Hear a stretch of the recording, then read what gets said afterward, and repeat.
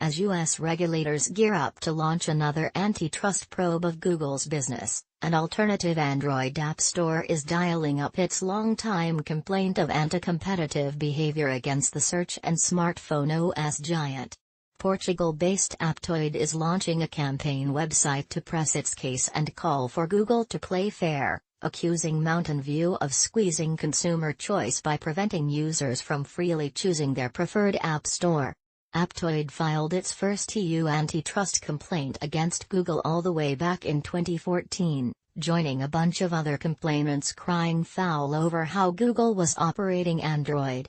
And while the European Commission did eventually step in, slapping Google with a $5 billion penalty for antitrust abuses last summer after a multi-year investigation, rivals continue to complain the Android maker still isn't playing fair.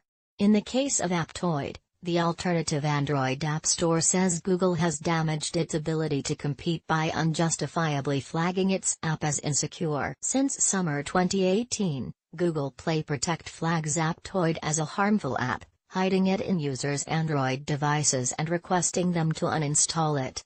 This results in a potential decrease of unique Aptoide users of 20%. Google Play Protect is Google's built-in malware protection for Android, but we believe the way it works damages users' rights. It writes on the site, where it highlights what it claims are Google's anti-competitive behaviors, and asks users to report experiences of the app being flagged.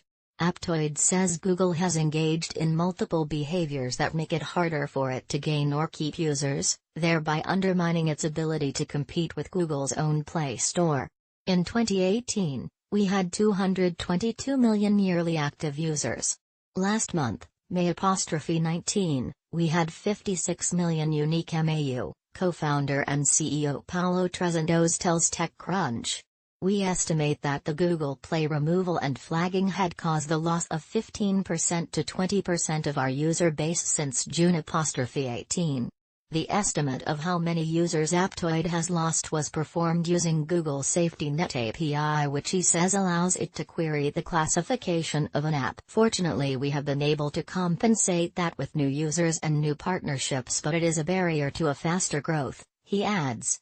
The Google Play Fair.com site hopes to bring visibility to this situation and help other startups that may be under the same circumstances.